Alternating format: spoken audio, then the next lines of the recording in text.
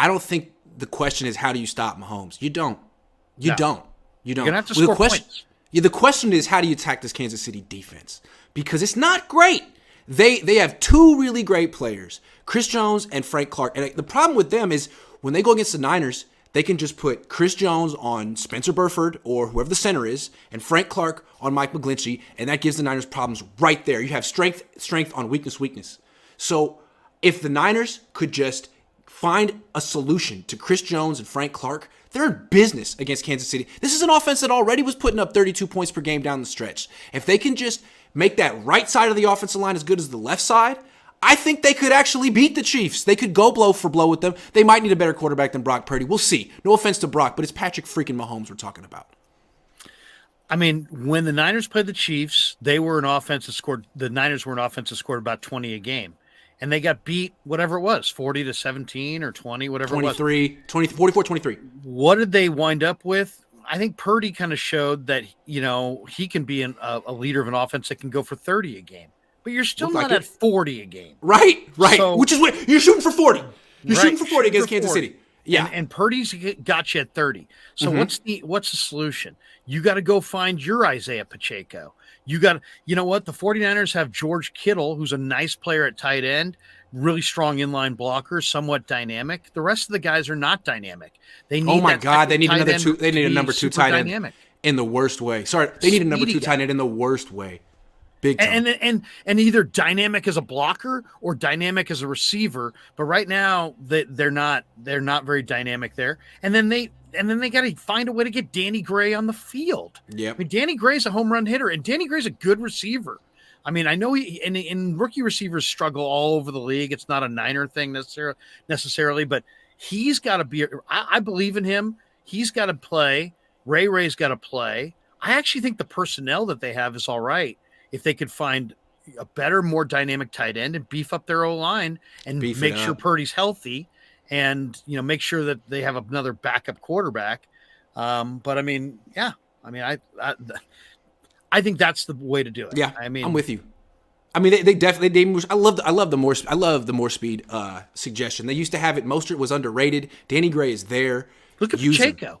Use him. But in addition to getting more speed, I think it's really important for the Niners to complete their offensive line. Because I feel like what Kyle thinks is he can scheme around it. Just give me a left tackle and a bunch of other guys who are inexpensive, and I'll work around it. Yeah, until you play the Chiefs or the Eagles or you get to the very end, I don't think you can do it and win a Super Bowl that way. The two teams in the Super Bowl had offensive lines that were freaking weapons. And the Niners offensive line, it's not a weapon. It's something that doesn't usually lose the game for them, but that's the most you can say for it. It's an interesting discussion because Andrew Wiley on paper should have gotten abused, but didn't. And Orlando Brown, based on how he played much of this year, should have gotten abused, but didn't. And Hargrave should have had a lot of success, and he was shut down. And, so now, the Chiefs had a phenomenal game plan. What's that left guard's name? Was it Thuney with T-H-U-N-E? How do you pronounce it? He's great. And then Creed Humphrey's great. So that's helpful. Creed Humphrey had a horrendous game, though, snapping to Mahomes. He probably hit him in the foot like 5 times. But they're also really well coached. Andy Heck, the former Notre Dame offensive lineman, is their coach. He's a phenomenal coach. And they're really, really good. I do agree with you. I think the 49ers need one more. Okay, Trent Williams is obviously a foundation piece. Great. I think Banks potentially can be a foundation piece. After that, I think they need a foundation piece somewhere on the center, somewhere to the right side. Got it. Another one. Yeah. You got to have one. And I mean, they have good depth now. Maybe it's a Nick Zakel. Maybe it's a Poe, Jason Poe, who looked really good in the preseason. He's kind of undersized. Maybe it's a spot where they have to trade up in the draft and find somebody.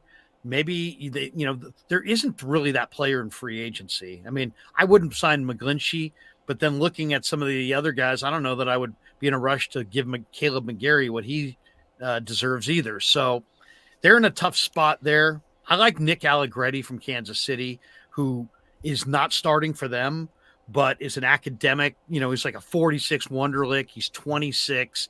He can play center, right guard, right tackle. in a system that's used a lot of complex formations and formation variation and all kinds of different things. He's been in that system and can thrive, and he's probably available because their cap situation. So that's the guy I'd target. He's not really a monster, but he's really strong, really smart, and really versatile. And then maybe see if you can find somebody in the draft, or maybe you sign a guy like Caleb McGarry. But I would definitely address the O-line a couple times this offseason.